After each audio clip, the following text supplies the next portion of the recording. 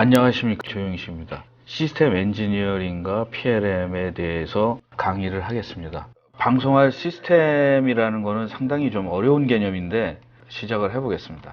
시스템 엔지니어링과 PLM에 대해서 강의를 하는데, 오늘은 PLM보다는 시스템 엔지니어링에 대해서 조금 더 깊이 들어가 보겠습니다. 여기 그림에 나와 있는 것처럼 시스템에 대해서 몇 가지 키워드가 있습니다.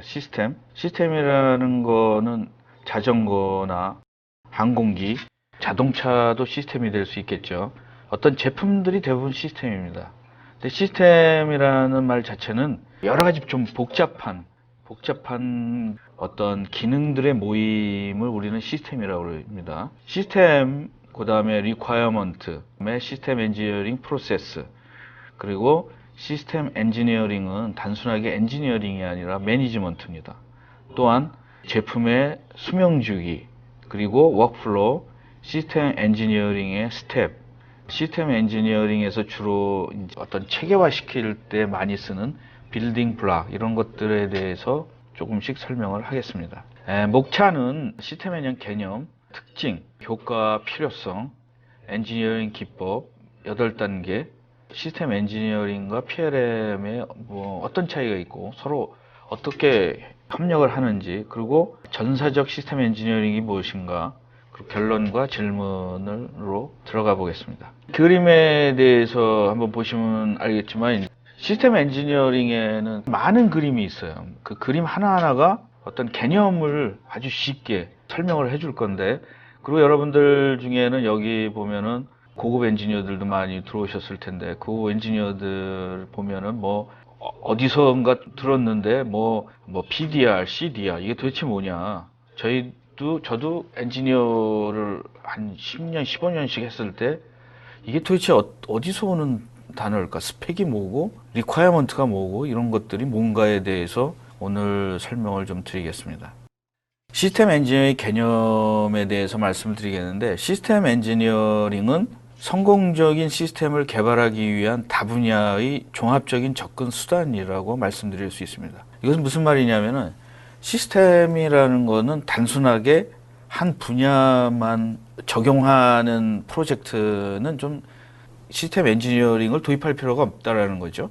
예를 들어서 자동차 같은 데 보면은 자동차라는 전체 시스템 밑에 엔진 시스템이라는 것이 있고, 브레이크도 있고, 연료 시스템, 전기, 이런 시스템들의 결합으로 해서 자동차라는 시스템이 완성이 되는 것입니다. 그래서 시스템 엔지니어링의 가장 장점은 뭐냐면, 굉장히 다른 분야들을 체계적으로 통합해서 새로운 시스템을 만들 수 있다는 것입니다. 시스템 엔지니어링에 대해서 좀 어려운 부분은 뭐냐면은, 도대체 시스템이 뭐냐?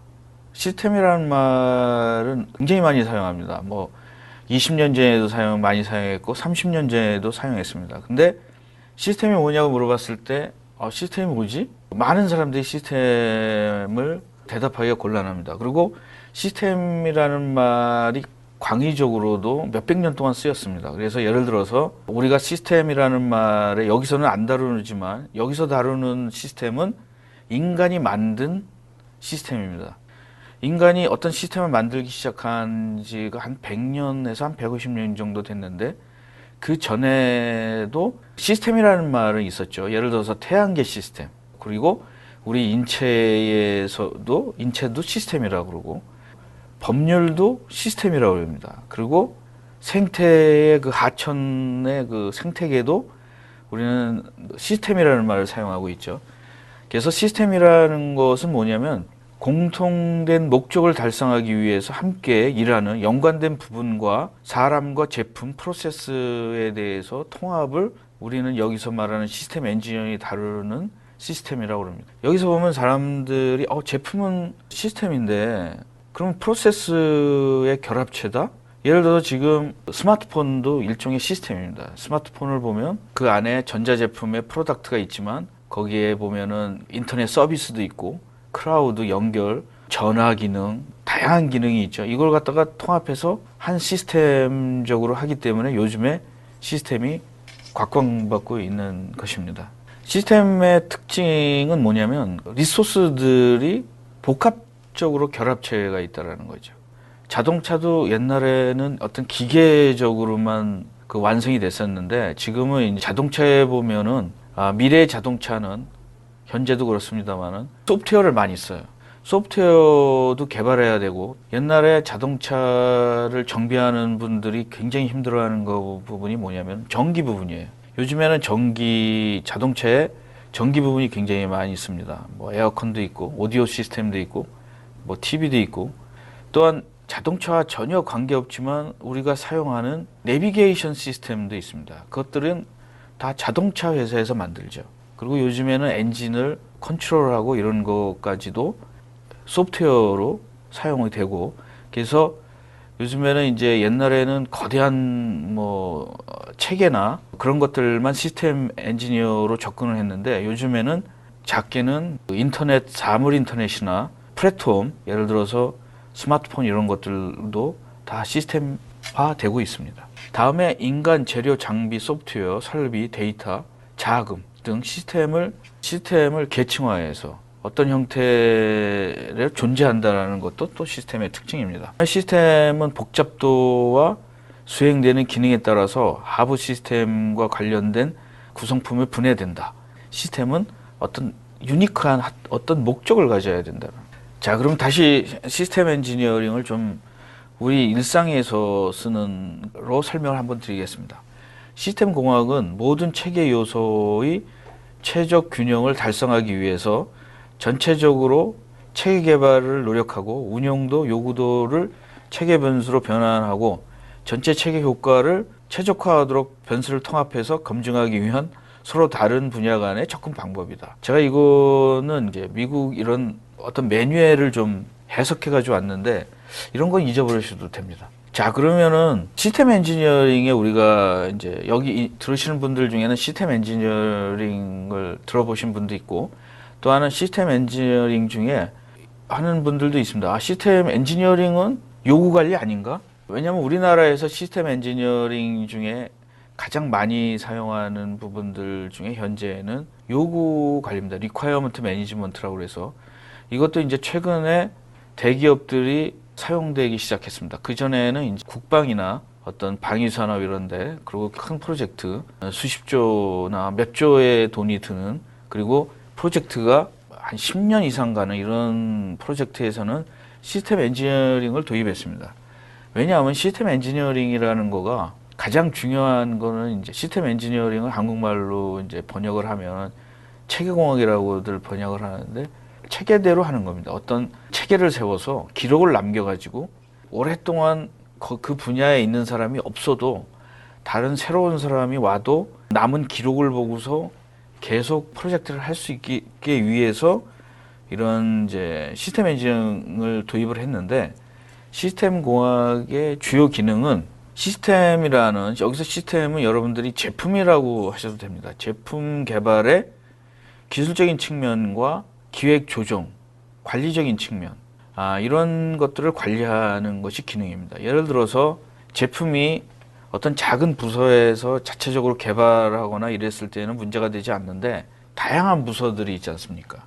예를 들어서 요즘에는 제품이 어떤 스펙이나 기능만 있는 게 아니라 이 제품을 팔고 난 다음에 어떻게 유지보수를 할 것인가, 소프트웨어를 어떻게 지원을 할 것인가, 스마트폰 같은 것들도 사면은 OS 이런 것들을 몇 년 동안 지원을 하지 않습니까? 옛날 삼성전자가 하드웨어를 팔고 그 하드웨어에 소프트웨어를 지원을 안 하기 때문에 소프트웨어에 지원을 안 하면 그 소프트웨어 스마트폰이나 피처폰들은 수명이 있었어요. 몇 년 안에 새로운 소프트웨어를 담을 수 없으니까. 근데 요즘에는 스마트폰 같은 것들을 사면 잘 쓰면 한 5년, 6년도 계속 소프트웨어를 업그레이드를 하면서 자동으로 업그레이드를 해서 사용을 합니다.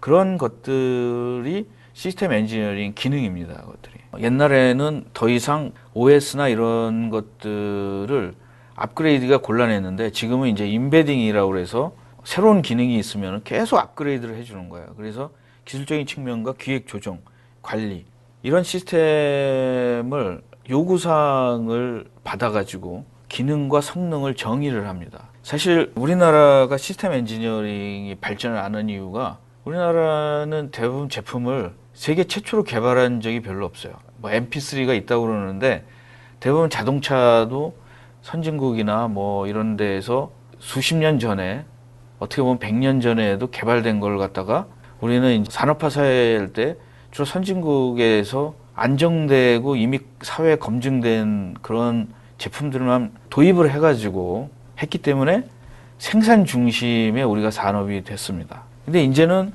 우리나라도 선진국에 들어가면서부터 그게 쉽지 않게 됐어요. 옛날에는 패스트 팔로우를 많이 했는데 이제는 퍼스트 타임으로다가 만드는 제품도 이제는 시작을 되는 거죠. 그랬을 때 시스템 엔지니어링이 가장 핵심이 되는 엔지니어링이 되는 거죠. 시스템 엔지니어링은 어떤 제품을 한 번도 만들어 보지 않은 거, 고객이 나는 이러이러한 제품의 요구사항만을 받은 거, 이런 것들일 때 시스템 엔지니어링 기능이 이제 필요하게 되는 거죠. 그 다음에 시스템 분석과 최적화를 통해 시스템 상부 아키텍처를 정의를 한다고 했습니다. 시스템 엔지니어링의 가장 큰 그 패러다임이 뭐냐면 성능 대 성능과 비용을 밸런스를 맞추는 겁니다. 예를 들어서 모든 사람이 다 롤스로이스라는 자동차를 살 수는 없는 거죠. 자동차에 보면 롤스로이스의 시스템이 있고 싼 차의 시스템이 있고 중급차의 시스템이 있고 다 시스템마다 그 자동차마다 시스템인 거죠. 왜냐하면 저렴한 차는 비용에 대한 컨스트레인이 있는 겁니다. 그래서 요구사항이 소형차를 만들 때 이 가격이나 비용이나 컨스트레인을 굉장히 높게 잡으면은 그 시스템을 완성할 수 없는 거죠. 롤스로이스 같은 거는 이 세상에 몇 대 안 팔리는 차에 대한 요구사항이죠. 시스템이라는 거 보면은 같은 자동차라도 롤스로이스 시스템의 요구사항이 있고 포니의 시스템에 소형차의 요구사항이 있고 모터사이클의 요구사항이 있는 겁니다. 각자 어떤 시스템마다 어떻게 요구사항인데 그 요구사항이 시장의 요구사항일 수도 있고 커스터머의 요구사항일 수도 있고 그 요구사항을 분석해서 그 제품을 최적화하게 만드는 것이 시스템 엔지니어링입니다. 이제 네 번째는 만든 다음에 나오기 전에 계속 검증을 하는 거죠. 처음에는 소프트웨어도 검증을 하고 하드웨어도 검증하고 파트끼리도 검증하고 통합적으로 만들어서도 검증하고 애플의 성공은 친구들은 엄청나게 나오기 전에 검증을 많이 하는 거죠. 그리고 시스템의 특징은 여기에는 안 나왔지만 시스템을 여러 개를 만든 겁니다. 프로타입을 여러 개 시스템을 만들어서 계속 검증을 하면서 그 중에 하나를 택하는 거죠. 삼성전자나 애플도 프로타입을 5-6개, 이 프로타입을 많이 만들수록 비용이 적게 해서 많이 만들수록 강자가 되는 거죠. 프로타입 1은 좀 무겁게 하는 대신에 배터리 라이프를 수명을 높게 한다든가 어떤 거는 두껍게 하는 대신에 모양을 기능을 죽인다든가 뭐 이렇게 해서 5-6개의 프로타입을 만들어서 베타 테스트든 뭐 알파 테스트라고 그러든 소프트웨어나 이런 것들을 여러 번 통합 테스트를 해서 검증을 해서 이게 가장 많이 팔리겠다라는 거를 자신일 때 하나를 택하는 거죠. 칩 엔지니어가. 그런 것이 시스템 엔지니어링의 기능이라고 말씀드리겠습니다. 그러면 시스템과 제품의 차이가 뭘까요? 그 사실은 시스템 이꼴 제품입니다. 근데 우리는 가치도 사용하지만 어떻게 보면은 좀 깊이 들어가면 다를 수 있습니다. 예를 들어서 시스템 안에는 여러 제품이 들어갈 수 있어요. 어떤 스마트폰 시스템 안에는 소프트웨어 제품도 있을 거고 하드웨어 제품도 있을 거고 액세서리 제품도 있을 거고 서비스 제품도 있을 겁니다. 그런 것들을 시스템 안에 제품들이 여러 개 합해서 한 시스템이 될 수도 있는 거고 또 제품 안에 다양한 시스템이 들을 수도 있는 거죠. 예를 들어서 어떤 제품 안에 오디오 시스템도 있고 자동차 같은 걸 일종의 자동차라는 제품 안에 내비게이션 시스템도 들어갈 수 있고 그다음에 뭐 오디오 시스템도 들어갈 수 있고 TV도 들어갈 수 있고 그다음에 뭐 후방 카메라, CCTV 시스템도 들어갈 수 있고, 그래서 시스템과 제품은 사실 비슷한 말도 아니지만 상호적으로 다양하게 사용할 수 있다는 것을 말씀드리려고 합니다. 난이도를 높여가지고 시스템 엔지니어링의 프로세스는 딱 한 가지입니다. 이 그림을 보시면 의외로 시스템 엔지니어링은 PLM이나 다른 것보다 히스토리가 깁니다. 예를 들어서 시스템 엔지니어링은 주로 어디에서 발전됐냐면 1, 2차 대전에 전쟁할 때 그 무기를 만들면서 많이 발전이 됐어요. 그러다가 이제 이런 시스템 엔지니어링이 체계화를 되면서 몇몇의 특징을 가집니다. 그래서 여기 보면은 이 프로세스에 보면은 첫 번째 박스는 requirement입니다.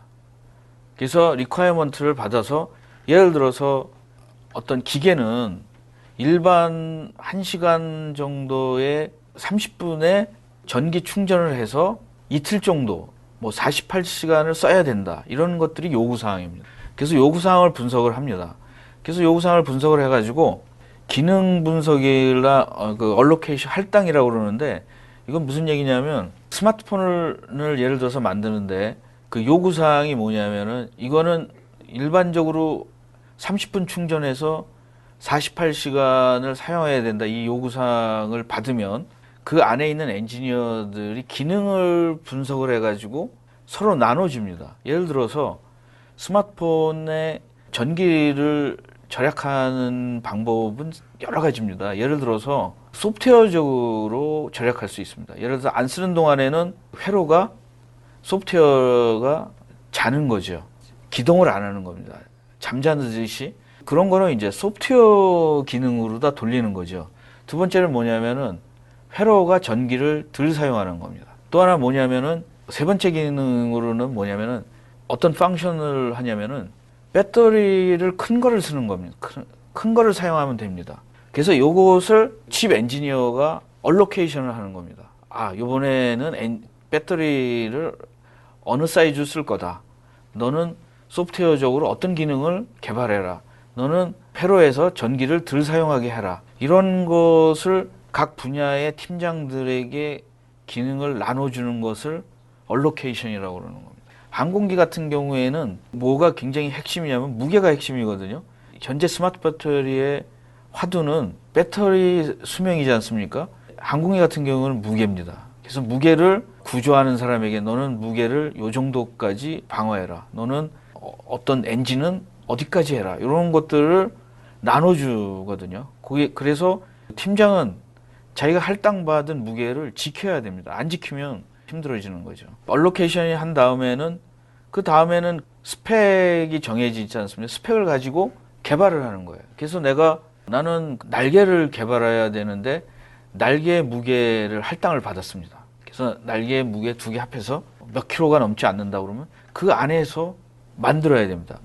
그래서 디자인을 하면서 그런 컨스트레인을 계속 서로 소통을 하는 것이 시스템 엔지니어링 프로세스입니다. 여기서 보면은 밑에 보면 베리피케이션인데 단계별로다가 검증을 합니다. 왜냐하면 나중에 무게가 굉장히 넘어갔을 때 문제가 되면 도저히 뭐 다른 실패하는 사례거든요. 그래서 시스템 엔지니어링이 굉장히 아주 논리적이고 그 이성적이냐면 매번 단계별로 다 베리피케이션을 합니다.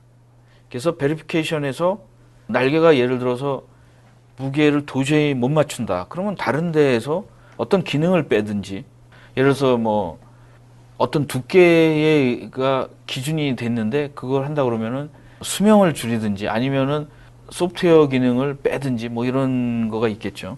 그 앞에 보면 시스템 어널리시스 앤 컨트롤 거기 제가 이 밸런스라는 말을 집어넣는데 시스템 엔지니어링의 가장 중요한 패러다임은 균형입니다. 균형. 성능과 가격에 대한 균형. 예를 들어서 스마트폰에서는 성능과 전지 수명에 대한 어떤 균형. 제 경험으로 하면은 전에 소니가 어떤 PDA를 개발을 했었는데 실패한 사례가 있습니다. 뭐냐면 기능을 너무 많이 붙이다 보니까 그건 시스템 엔지니어링을 안 한 사례인데 그 2시간 정도 사용하면 배터리가 다 닳아버리는 거예요. 그리고 굉장히 무거운 거예요. 그거는 사실은 시스템 엔지니어링에 실패한 사례죠. 시스템 엔지니어링에 어떻게 왜 실패를 하냐면은 그 항공기 개발할 때 제가 경험에 의하면은 어떤 부서가 굉장히 강해요. 구조 부서가 강하면 자기 마음대로 무게나 이런 것들을 양보를 하지 않습니다. 그럴 때 문제가 생겨요. 그래서 칩 엔지니어는 예를 들어서 칩 엔지니어가 소프트웨어 백그라운드가 있다. 그러면 굉장히 소프트웨어를 많이 챙겨줘요. 예를 들어 자동차 회사에서 칩 엔지니어가 구조 쪽에서 익힘이 세다. 그러면 이제 그쪽으로 하면은 균형을 잃었을 때 그 시스템은 나쁜 시스템이 된다라는 거죠. 아마 여기 개발에서 팀장이나 뭐 차장 이러신 분들은 제가 얘기한 거에 대해서 굉장히 많이 공감하실 겁니다. 프로세서는 이런 통합적으로 해서 탑다운 방식으로 이제 포괄적으로 이렇게 개발을 하는 겁니다. 그래서 그런 것도 이제 좀 넘어가겠습니다. 그리고 간단하게 시스템 엔지니어링은 처음에는 1969년에 굉장히 체계적으로 됐습니다. 왜냐하면 1969년이 무슨 해일까요?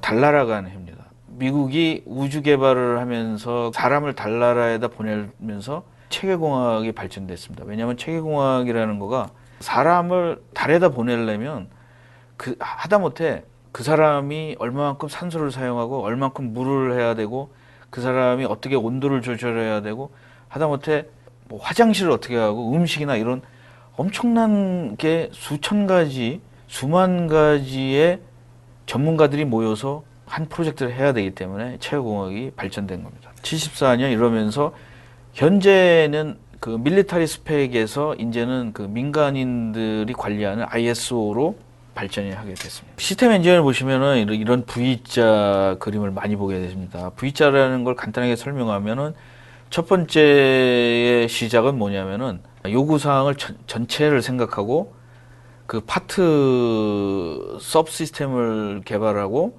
그 밑에 있는 부품을 개발합니다. 반대로 검증 단계 V자 후반은 뭐냐면은 부분적으로 테스트를 하고 통합 테스트를 하고 나중에 서브 시스템을 테스트를 하고 맨 나중에는 그 전체 시스템을 테스트를 한다라는 그런 그 V자입니다. 오늘 중요한 거 중에 하나인데 그러면 왜 시스템 엔지니어링을 해야 되냐? 제가 경험에 의하면은 그 시스템 엔지니어링은 현재 사물 인터넷이나 스마트폰과 같은 스마트 제품, 스마트 워칭 이런 걸 개발할 때 가장 필요한 것이 시스템 엔지니어링입니다. 왜냐하면 내가 뭘 만들지를 모르기 때문입니다.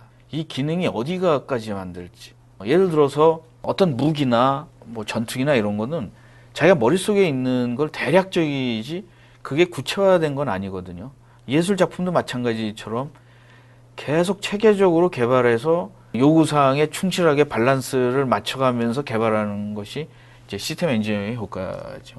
그 다음에 두 번째는 뭐냐면 소프트웨어와 하드웨어를 동시에 개발하는 거예요. 우리가 맨 처음에 우리나라가 삼성전자가 굉장히 힘들었던 게 뭐냐면 하드웨어 개발은 굉장히 자신이 있었는데 소프트웨어 개발을 지금 이제 구글이나 옛날에는 뭐 초창기에는 마이크로소프트 걸 개발하다가 혼난 기억이 있죠.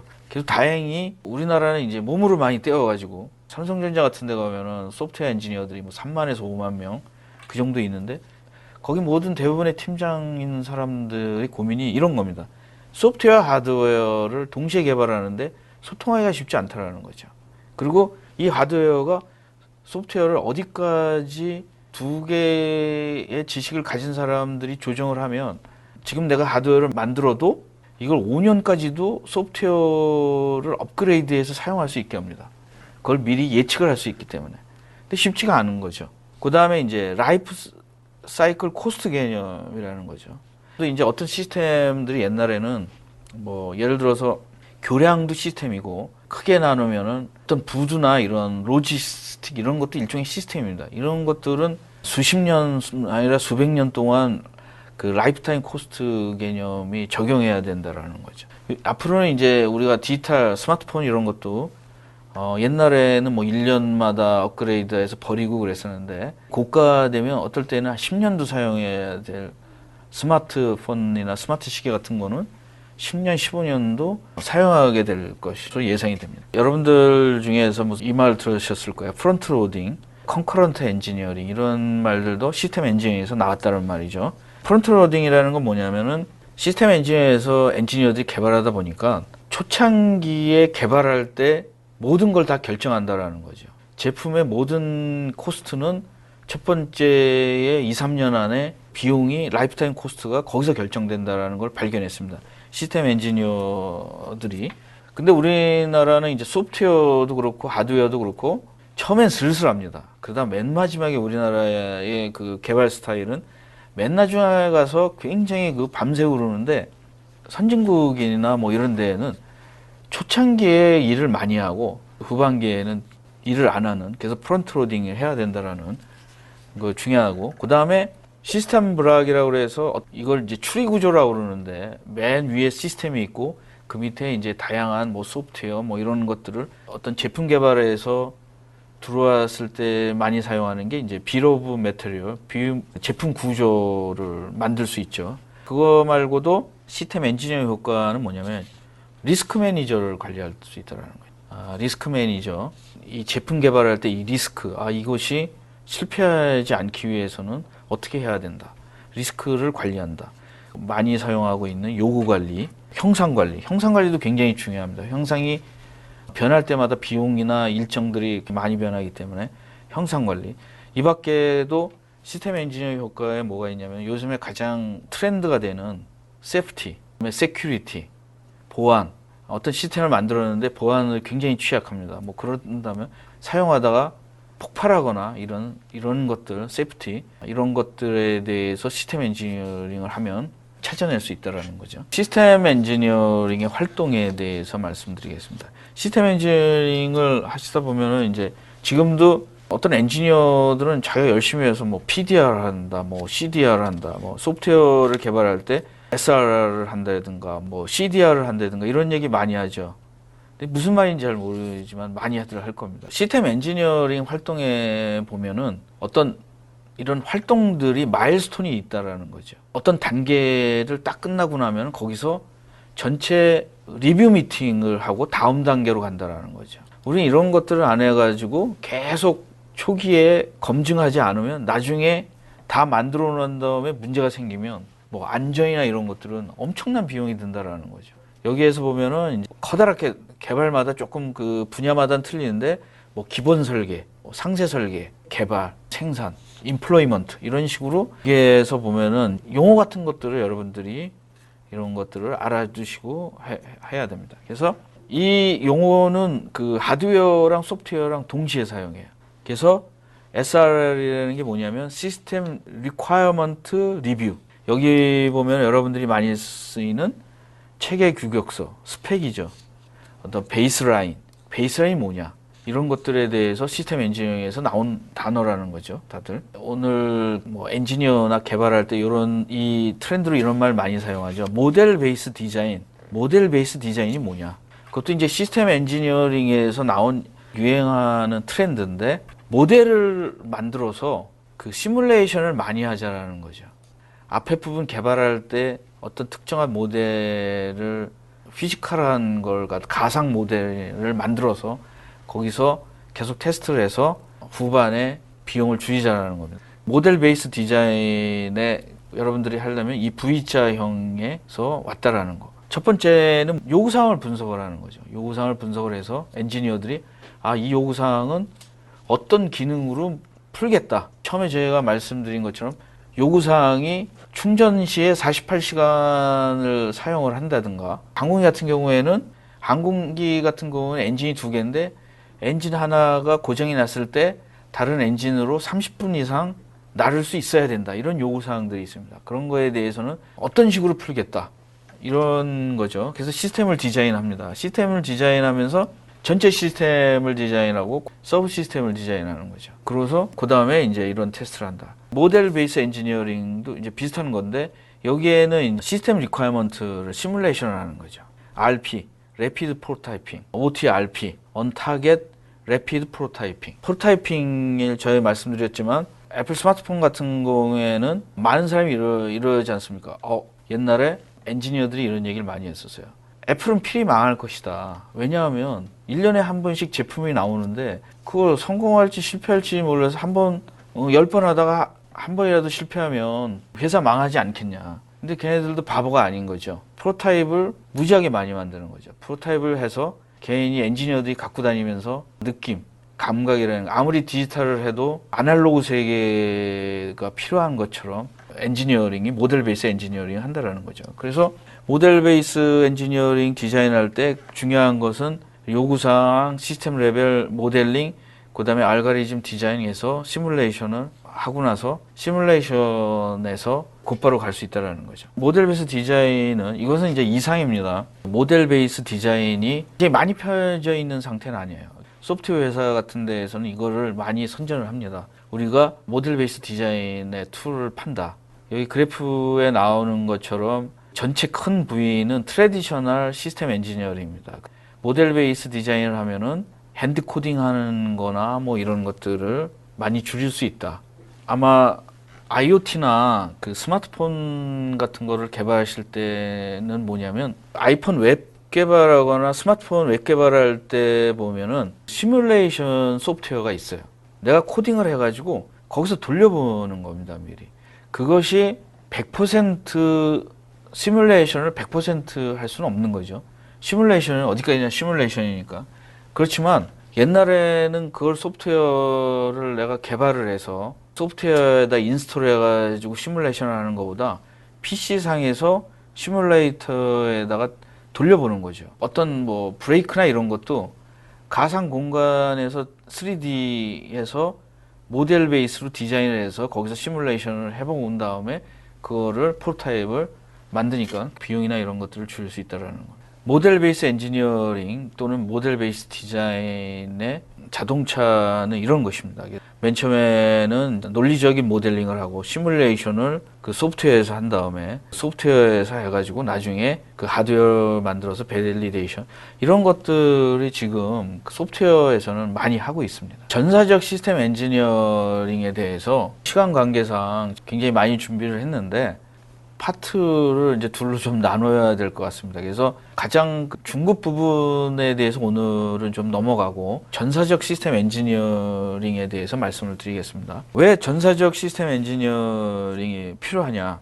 우리나라 기업도 이제는 엔지니어링 오리엔트된 어떤 기업들이 필요를 합니다. 전사적 시스템 엔지니어링을 도입을 하면 저 그림을 보시면은 흐릿하게 V자형이 있는데 V자형이 시스템 엔지니어링 하는 형태입니다. 그 형태에서 보고 제가 말씀드린 것처럼 처음에 제품에 대해서 스타디, 개념 설계나 트레이드업 스타디를 할 때 제품의 비용의 70%에서 85%가 결정된다라는 거죠. 거의 80%가 결정되고 나중에 스타디 할 때는 실질적으로 비용이 드는 것이 아니지 않습니까? 예산이 적게 드는데 제품에 대한 시스템에 대한 비용의 결정이 거의 80%가 결정이 난다라는 거죠. 그러므로 시스템 엔지니어링이 중요한 이유가 뭐냐면 초기에 비용을 결정짓는 것들을 시스템 엔지니어링에서 해결해야 된다라는 거죠.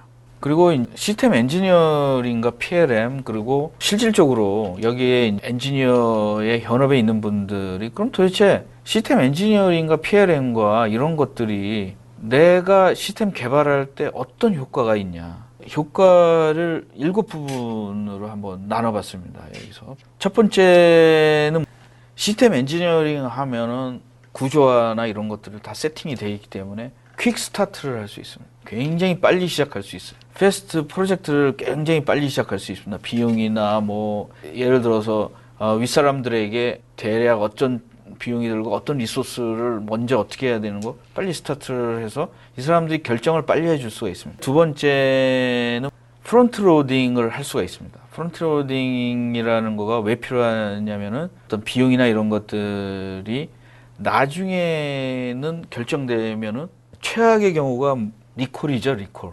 예를 들어서 설계의 초창기에 설계 변경을 하면은 전체 제품의 1%에서 2% 정도밖에 비용이 안 듭니다. 그 디테일 디자인할 때는 비용이 그것의 한 3배 정도가 듭니다. 4배도 들고. 생산할 때는 5배. 최악의 경우 만들어서 제품이 나가는데 문제가 생겨서 리콜을 할 때는 30배도 든다고 그럽니다. 시스템 엔지니어링이 왜 하냐에 대해서는 이런 거 있죠. 네 번째는 개발하고서 마지막에 후반기 최적화라고 그러는데, 만들어 놓고 어떤 결정을 할 때 프로타입을 여러 개 만들어 놓고 거기 프로타입을 하면서 검증을 하면서 지식이 많이 생기잖아요. 거기에서 오는 옵티마이제이션을 할 수 있는 거잖아요. 스마트폰에다 이렇게 봤더니 어떤 기능을, 예를 들어서 GPS 기능이나 뭐 이런 것들에 대해서 소프트웨어로 해결했더니 전력 소모량이 굉장히 줄더라.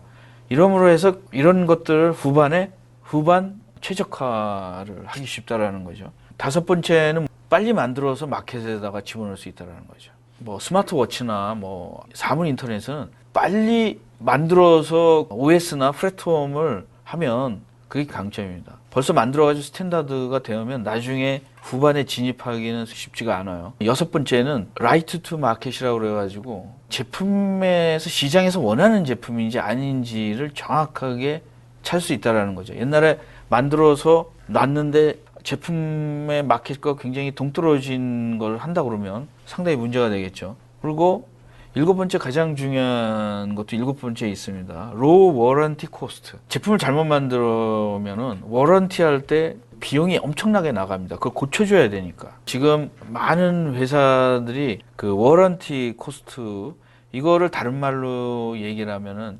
신뢰성이죠. 라이어빌리티라고 그러죠. 라이어빌리티. 신뢰성이라는 건, 지금 우리나라 회사들이 품질을 하는데 품질을 잘합니다. 그 현재의 품질은 퀄리티 컨트롤이죠. 내가 공장에서 만들었는데 기능이 안 좋은 것들은 막 버리거나 그런 것들을 잘합니다. 현재의 품질 관리는 퀄리티 컨트롤. 신뢰성은 뭐냐면 품질 관리인데, 미래의 품질 관리입니다. 미래의 품질 관리라는 건 뭐냐면, 이 제품이 1년 안에 고장날 확률, 3년 안에 고장날 확률, 쉽지 않죠. 이 신뢰성이라는 거 굉장히 중요합니다. 왜냐하면 신뢰성은 체계공학으로 하면 체계공학의 중요한 분야 중에 하나가 신뢰성입니다. 그래서 신뢰성 분야가 체계공학의 중요한 분야로 생각이 되고 있습니다. 시스템 엔지니어링에 신뢰성 엔지니어링을 하려면 어떤 조건을 가지냐 한번 생각을 해봤습니다. 우리 회사가 시스템 엔지니어링을 도입했는지 안 도입했는지, 지금 어떤 데는 체계적이지는 않지만 어느 정도 시스템 엔지니어링을 도입한 데도 있습니다. 첫 번째, 적절한 통합 활동을 계획을 가지고 있는가. 두 번째, 요구사항을 문서화하고 있는가. 어떤 큰 기업은 요구사항을 문서화한 데도 있고, 어떤 데는 요구사항을 문서화하지 않는 데도 있습니다. 그냥 듣고, 조그만 회사 같은 데에서는 그냥 말로 하겠죠. 요구사항을, 이거 좀 무게는 어느 거로 해줘. 뭐 이런 것들. 시스템 엔지니어링을 하고냐 안 하냐의 차이는 요구사항을 문서화한다라는 거죠. 요구사항을 체계적으로. 두 번째는 리스크 위험 관리를 하고 있는가. 예를 들어서 시스템 엔지니어링의 제품 시스템을 블록화해가지고 어떤 부분은 리스크가 있고 어떤 부분은 리스크가 없고, 이런 것들을 리스크를 색깔로다가 관리하고 있는가. 어떤 자동차를 개발하는데 엔진이나 이런 연료 계통들은 충분히 했는데 빌드인 내비게이션을 개발이 늦어진다. 엔지니어들을 구하지 못했다. 그러면 빨간불로다가 리스크를 해야죠. 이제는 시스템이기 때문에 내비게이션이 없는 자동차를 출시할 수 없으니까. 이제 네 번째는 형상 관리를 하고 있는가. 형상 관리라는 거 많이 들어보셨죠? 형상 관리는 소프트웨어를 개발하시는 분도 소프트웨어 형상 관리를 하실 거예요, 따로. 하드웨어도 형상 관리입니다. 형상 관리라는 거는 뭐냐면은 베이스라인이라는 거와 중요한 거죠. 베이스라인. 어느 시점에서 어디까지 만들겠다. 여러분들 제품을 개발하다 보면은 소프트웨어, 하드웨어, 뭐 다양한 시스템에다 보면은 어떤 베이스라인을 딱 자르기가 쉽지가 않습니다. 베이스라인을 칩 엔지니어나 결정권자는 이 베이스라인을 잘라야 돼요. 올해에 어느 시점에서는 탑재를 못할 수도 있고, 더 개발했는데 작은 기능을 축소해서도 할 수 있습니다. 그게 베이스라인이죠.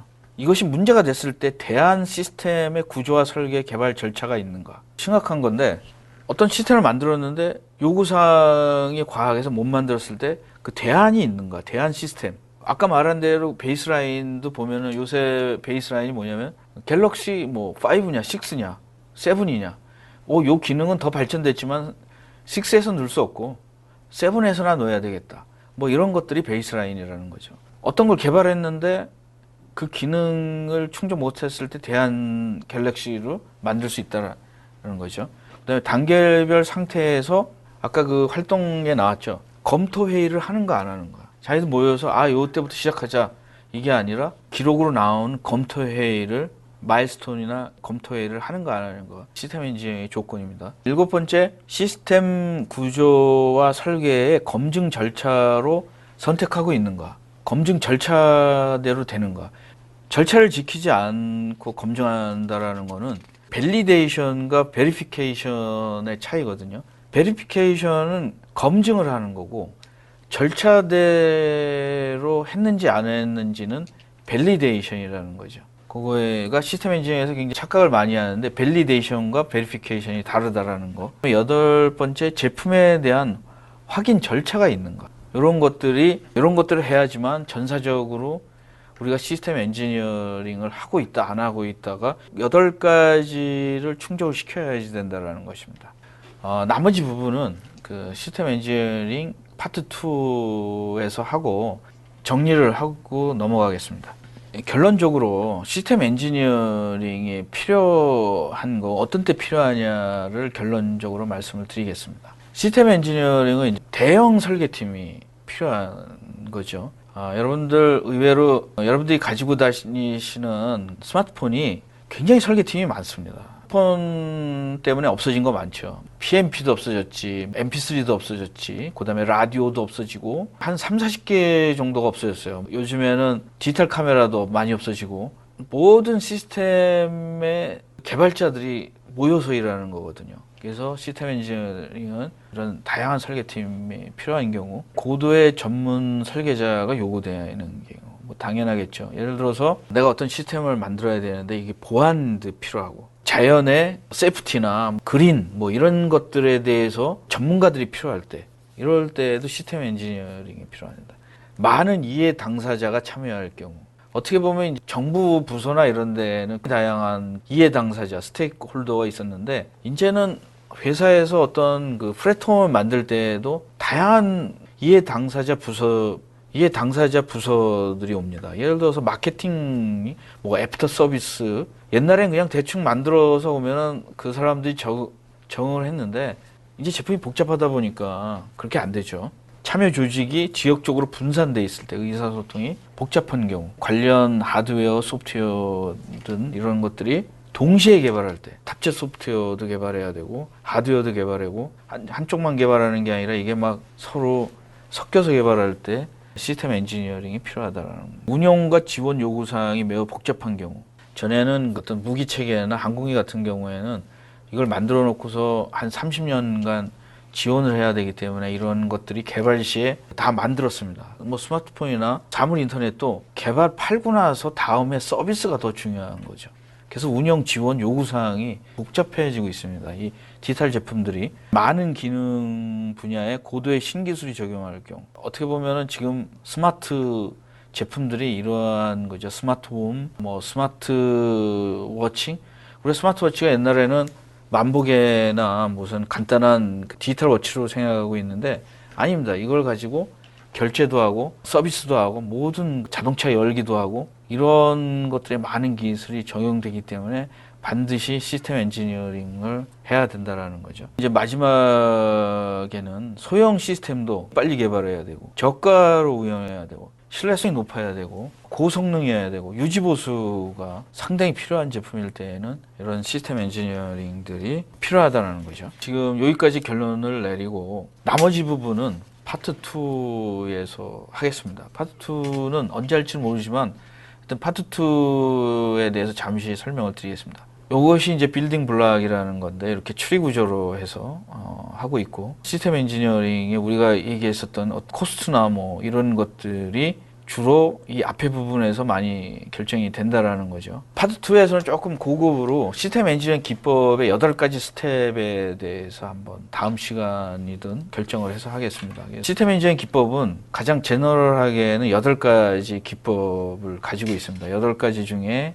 하나하나씩 설명을 이렇게 다음번 시스템 엔지니어링 파트 2에서 하겠습니다. 그리고 잠시 그 질문을 좀 한번 받아보겠습니다. 질문을 좀 질문 중에 들어온 거가 있습니까? 그러면 질문 좀 주시죠. 질문들이 여기에다가 잠시만요. 요 사진을 하고 질문들을 페이스북에 올려주셔도 되고 시스템에 대해서 궁금한 거 얼마든지 질문을 해주세요. 자기가 지금 하고 있는 거에 대해서. 왜냐하면 시스템 오늘 강의한 거 보면은 처음 시스템을 접해본 분도 있으실 거고, 제가 이 시스템 엔지니어링을 왜 강의를 시작을 했냐면 제가 이메일로 굉장히 많이 이렇게 받고 있어요. 뭐냐면은 이제 어떤 회사나 이런데 차장이나 이런 분들이 내가 10년, 15년씩 어떤 분야에 했는데 하면 할수록 내가 점점 모르는 것 같고 허해지는 느낌이 온다. 그거 왜 그러냐면 자기 분야에 대해서 시스템 체계화를 안 시켜서 그렇습니다. 6, 7년 이제 자기 분야에다 하면은 자기 옆에 연결된 분야들을 공부하기 시작해야 돼요. 예를 들어서 내가 하드웨어를 설계 엔지니어면은 소프트웨어도 공부를 해야 되고, 소프트웨어 엔지니어면 프로젝트도 해야 되고, 코스트 이런 것도 해야 되고, 시스템 엔지니어링은 설계의 가장 패러다임입니다. 그래서 패러다임이고, 그 패러다임의 설계를 한마디로, 개발이나 설계를 한마디로 얘기하면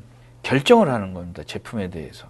결정을 하지 않으면 제품이 설계를 할 수 없지 않습니까? 그래서 매번 결정을 하는 거죠. 내가 요구사항을 어떻게 스펙으로 만들고, 어떤 것들을 결정을 해야 되는데, 그 결정을 할 때 모든 절차와 데이터를 어떻게 관리하고, 이런 것들에 대해서 가장 시스템 엔지니어링에서 주로 결정을 할 수 있는 거죠.